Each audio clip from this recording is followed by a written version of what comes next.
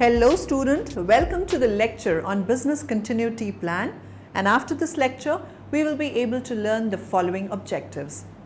Explain the purpose of Business Continuity Plan, define the Practice Advisory Part 1, understand the Practice Advisory Part 2. The Business Continuity Guideline is a tool to allow organizations to consider the factors and steps necessary to prepare for a crisis, disaster or emergency so that it can manage and survive the crisis and take all appropriate actions to help ensure the organization's continued viability. The advisory portion of the guideline is divided into two parts. One, the planning process. It provides step-by-step business continuity plan preparation and activation guidance, including readiness, prevention, response, and recovery resumption. 2. Successful implementation and maintenance. Part 2 details those tasks required for the business continuity plan to be maintained as a living document, changing and growing with the organization and remaining relevant and executable. Purpose of Business Continuity Plan. Organizations now must engage in a comprehensive process, best described generically as business continuity. It is no longer enough to draft a response plan that anticipates naturally, accidentally, or intentionally caused disaster or emergency scenarios. Today's threats require the creation of an ongoing interactive process that serves to assure the continuation of an organization's core activities before, during, and most importantly, after a major crisis event. In the simplest of terms, it is good business for a company to secure its assets. CEOs and shareholders must be prepared to budget for and secure the necessary resources to make this happen. It is necessary that an appropriate administrative structure be put in place to effectively deal with crisis management. Terminology. Alternate work site. A work location other than the primary location to be used when the primary location is not accessible. Business continuity. A comprehensively managed effort to prioritize key business processes, identify significant threats to normal operation, and plan mitigation strategies to ensure effective and efficient organizational response to the challenges that surface during and after a crisis. Business Continuity Plan, BCP.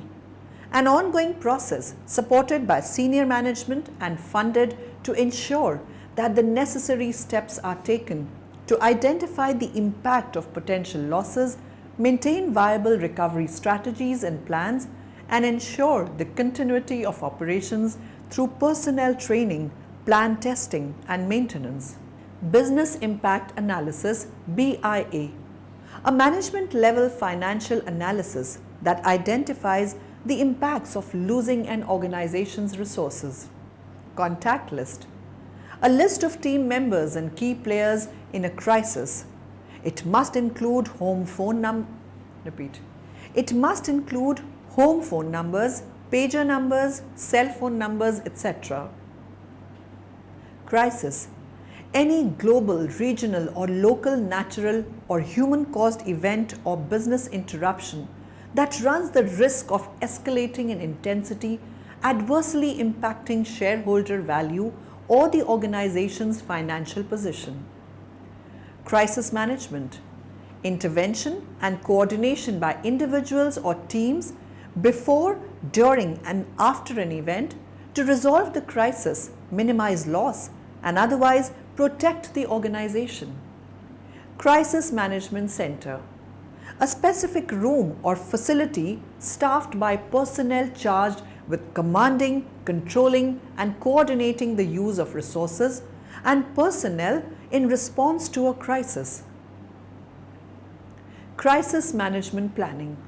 A properly funded ongoing process supported by senior management to ensure that the necessary steps are taken to identify and analyze the adverse effect of crisis events and to provide overall coordination of the organization's timely and effective response to a crisis.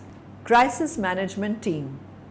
A group directed by senior management or its representatives to lead incident event response comprised of personnel from such functions as human resources, information technology, facilities, security, legal, communications, media relations, manufacturing, warehousing, and other business critical support functions. Critical function. Business activity or process that cannot be interrupted or unavailable for several business days without having a significant negative impact on the organization. Critical records. Records or documents that, if damaged, destroyed, or lost, would cause considerable inconvenience to the organization and or would require replacement or recreation at a considerable expense to the organization. Damage assessment. The process used to appraise or determine the number of injuries and human loss, damage to public and private property, and the status of key facilities and services resulting from a natural or human-caused disaster or emergency. Disaster. An unanticipated incident or event, including natural catastrophes, technological accidents, or human-caused events causing widespread destruction, loss, or distress to an organization that may result in significant property damage, multiple injuries, or deaths. Disaster recovery. Immediate intervention taken by an organization to minimize further losses brought on by a disaster and to begin the process of recovery, including activities and programs designed to restore critical business functions and return the organization to an acceptable condition. Emergency. An unforeseen incident or event that happens unexpectedly and demands immediate action and intervention to minimize potential losses to people, property, or profitability. Evacuation. Organized, phased, and supervised dispersal of people from dangerous or potentially dangerous areas. Evaluation and maintenance. Process by which a business continuity plan is reviewed in accordance with a predetermined schedule and modified in light of such factors as new legal or regulatory requirements, changes to external environments, technological changes, tax or exercise results, personnel changes, etc. Exercise. An activity performed for the purpose of training and conditioning team members and personnel in appropriate crisis responses with the goal of achieving maximum performance. Mitigation strategies. Implementation of measures to lessen or eliminate the occurrence or impact of a crisis. Mutual aid agreement. A pre-arranged agreement developed between two or more entities to render assistance to the parties of the agreement. Prevention plans and processes that will allow an organization to avoid, preclude, or limit the impact of a crisis occurring. Readiness.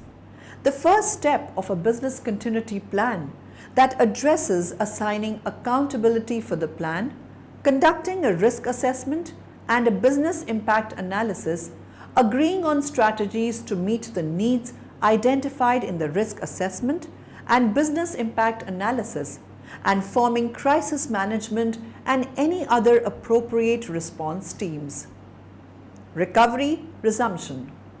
Plans and processes to bring an organization out of a crisis that resulted in an interruption.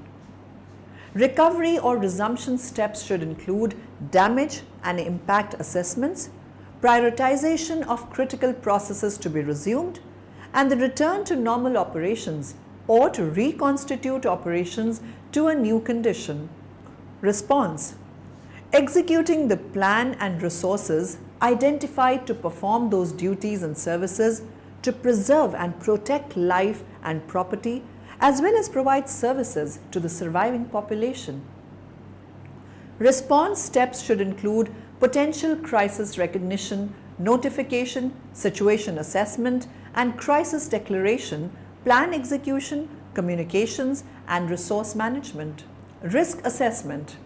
Process of identifying internal and external threats and vulnerabilities, identifying the likelihood of an event arising from such threats or vulnerabilities, defining the critical functions necessary to continue an organization's operations, defining the controls in place or necessary to reduce exposure, and evaluating the cost for such controls. Shelter in place. The process of securing and protecting people and assets in the general area in which a crisis occurs. Simulation exercise. A test in which participants perform some or all of the actions they would take in the event of plan activation. Tabletop exercise. A test method that presents a limited simulation of a crisis scenario in a narrative format in which participants review and discuss, not perform, the policy, methods, procedures, coordination, and resource assignments associated with plan activation. Testing. Activities performed to evaluate the effectiveness or capabilities of a plan relative to specified objectives or measurement criteria. Training. An educational process by which teams and employees are made qualified and proficient about their roles and responsibilities in implementing a business continuity plan. Vital records. Records or documents for legal, regulatory, or operational purposes that, if irretrievably damaged, destroyed, or lost, would materially impair the organization's ability to continue business operations. Practice Advisory Part 1. The Business Continuity Guideline is comprised of two parts. 1. The planning process, and 2. Successful implementation and maintenance. Developing the plan. This part addresses the process of preparing a business continuity plan, BCP. It details the specific BCP elements and provides step-by-step plan preparation and activation guidance. The following steps are important. Assign accountability. It is essential that senior leadership of the organization sponsors and takes responsibility for creating, maintaining, testing, and implementing a comprehensive business continuity plan, BCP. Corporate policy. Corporate policy should include a definition of a crisis, ownership of systems, processes, and resources, responsibility for systems and resource availability, and key business processes should be clearly identified in advance. Planning team. A business continuity planning team with responsibility for BCP development that includes senior leaders from all major organizational functions and support groups should be appointed to ensure widespread acceptance of the BCP. Communicate BCP. The BCP should be communicated throughout the organization to ensure employees are aware of the BCP structure and their roles within the plan. Perform risk assessment. Step 2 in the creation of a comprehensive BCP is completion of a risk assessment designed to identify and analyze the types of risks that may impact the organization. Review types of risks that could impact the business. Using available information about known or anticipated risks, the organization should identify and review risks that could possibly impact the business and rate the likelihood of each. Conduct business impact analysis, BIA. Once risks have been identified, any organizational impacts that could result from an interruption of normal operations should be examined in a business impact analysis, BIA. Identify critical processes. Business critical processes should be identified and documented. Once the critical processes are identified, an analysis of each can be made using the evaluation criteria described below. Assess impact if crisis were to happen. Human cost, financial cost, corporate image cost. Identify resources required for resumption and recovery. The risk assessment and BIA provide the foundation on which the organization's BCP will rest, as strategies will be formulated and plans will be developed to meet the needs identified in them. Agree on strategic plans. Strategic planning addresses the identification and implementation of methods to mitigate the risks and exposures identified in the BIA and risk assessment, plans and procedures to respond to any crisis that does occur, crisis management and response team development. It is necessary that an appropriate administrative structure be put in place to effectively deal with crisis management. Clear definitions must exist for a management structure, authority for decisions, and responsibility for implementation. Contact information. Contact information for personnel assigned to crisis management and response teams should be included in the plans. Responsibility to recognize and report potential crisis. Certain departments or functions are uniquely situated to observe warning signs of an imminent crisis. Notify the team. A potential crisis, once recognized, should be immediately reported to a supervisor, a member of management, or another individual tasked with the responsibility of crisis notification and management. The human element. People are the most important aspect of any BCP. A system should be devised by which all personnel can be accounted for quickly after the onset of a crisis. Financial support. A crisis may have far-reaching financial implications for the organization, its employees and their families and other stakeholders. These implications should be considered an important part of a BCP. Payroll. The payroll system should remain functional throughout the crisis. Logistics. Logistical decisions made in advance will impact the success or failure of a good BCP. Practice Advisory Part 2. Following are the steps involved in the process of practice advisory. Implementing and maintaining the plan. This part of the guideline contains those functions and tasks required for the business continuity plan to remain a living document, one that grows and changes with the organization and remains relevant and actionable. Educate and train. The BCP is only as valuable as the knowledge that others have of it. Education and training are necessary components of the BCP process. Educate and train teams. The crisis management and response teams should be educated about their responsibilities and duties. Checklists of critical actions and information to be gathered are valuable tools in the education and response processes. Educate and train all personnel. All personnel should be trained to perform their individual responsibilities in case of a crisis. Benefits of testing. Testing can keep teams and employees effective in their duties, clarify their roles, and reveal weaknesses in the BCP that should be corrected. Goals and expectations. The first step in testing should be the setting of goals and expectations. Planning and development. The responsibility for testing the BCP should be assigned.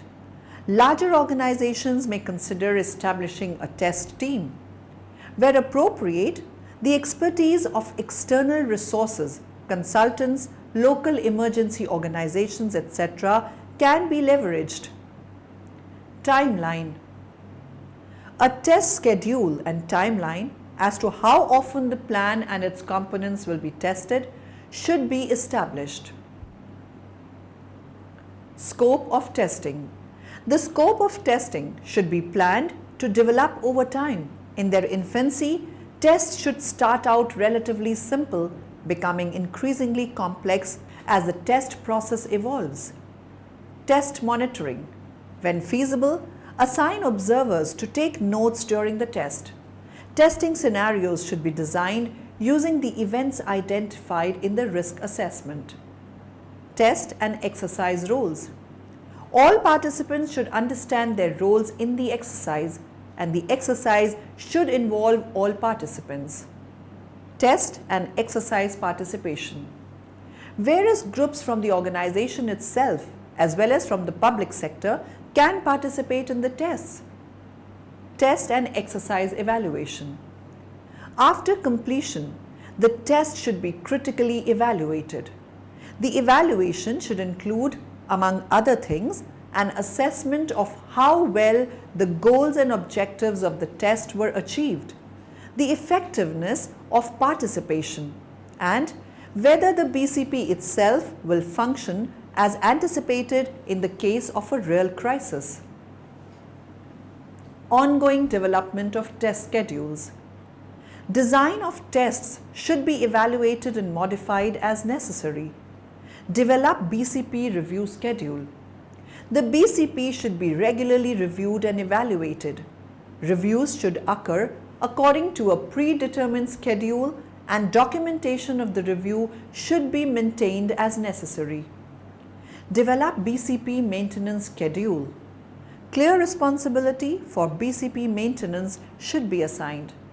Maintenance can be either planned or unplanned and should reflect changes in the operation of the organization that will affect the BCP. Summary. Now in the end, let us summarize what we have learnt in this lecture. Business continuity plan is an ongoing process supported by senior management and funded to ensure that the necessary steps are taken to identify the impact of potential losses, maintain viable recovery strategies and plans, and ensure the continuity of operations through personnel training, plan testing, and maintenance. The Business Continuity Guideline is a tool to allow organizations to consider the factors and steps necessary to prepare for a crisis, disaster, or emergency so that it can manage and survive the crisis and take all appropriate actions to help ensure the organization's continued viability. The advisory portion of the guideline is divided into two parts. 1. The planning process, and 2. Successful implementation and maintenance. The various resources that would contribute to the mitigation process should be identified. These resources, including essential personnel and their roles and responsibilities, facilities, technology, and equipment, should be documented in the plan and become part of business as usual. A primary crisis management center is identified in advance.